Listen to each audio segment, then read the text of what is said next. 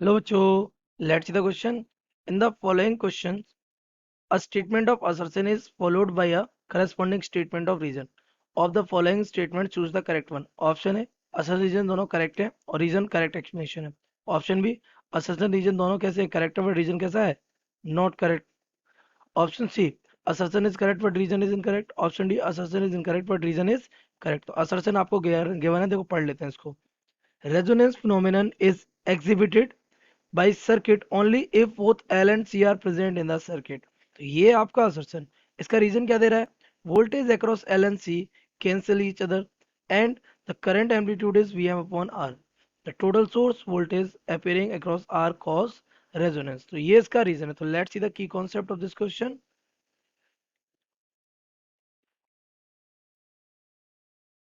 The key concept of this question is बेटा कि ये सर्किट कौन सा है एलसीआर सर्किट. और एलसीआर सर्किट में भी क्या चल रहा है रेजोनेंस. एलसीआर सर्किट कौन सी condition resonance.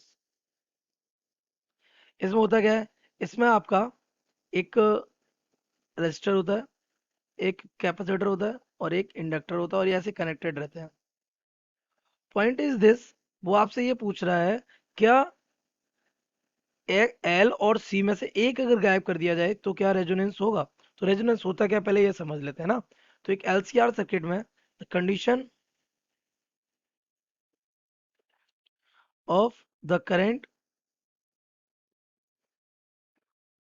amplitude to becomes maximum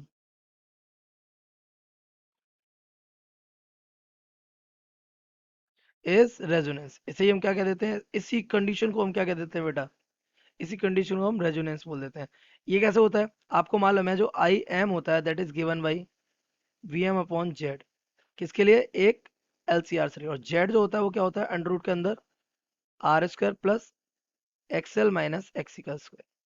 अब आई एम मैक्स हो जाएगा कब, अगर जेड कैसा हो जाएगा मिन. तो for Z minimum XL must be equal to the XC. तो अगर एक्सएल एक्सी के इक्वल हो जाता है तो जो जेड मिन होगा, Z min that becomes equal to the only R. तो करंट हमारा हो जाएगा maximum. Current will becomes V M upon only R. ये हमारा बन जाता है. ये हमारा किस कंडीशन का सेंस है, रेजोनेंस का. ऐसा क्यों हुआ, ऐसा इसलिए हो क्योंकि यहाँ पर एक्सएल और एक्सी एक दूसरे को क्या कर दिए कैंसिल. अब अगर आपने रीजन को देखा तो रीजन तो हमारा करेक्ट दिख रहा है. क्यों, ये एल और सी ने एक दूसरे को कैंसिल किया और V M upon R total बना और रेजोनेंस हो गया. क्या इसी वजह से ही रेजोनेंस फिनोमेना एग्जिबिट हो रहा है एल और सी से. वो सही कह रहा है. Resonance phenomena is exhibit by a circuit only if both L and C are present.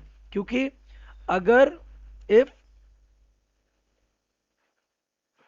Only L और सी इज प्रेजेंट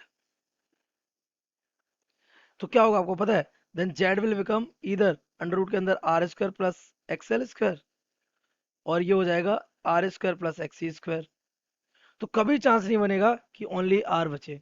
या तो एक्सएल जीरो करना पड़ेगा, एक्सी जीरो पढ़ने करना पड़ेगा, वो हो नहीं सकता क्योंकि वो अकेला वहां पे लगा हुआ है. तो दैट्स वाई आपका असर्शन एकदम करेक्ट है. और जो रीजन है वो असर्शन का करेक्ट एक्सप्लेनेशन. ऑप्शन ए क्या हो जाएगा आपका करेक्ट हो जाएगा. So the correct option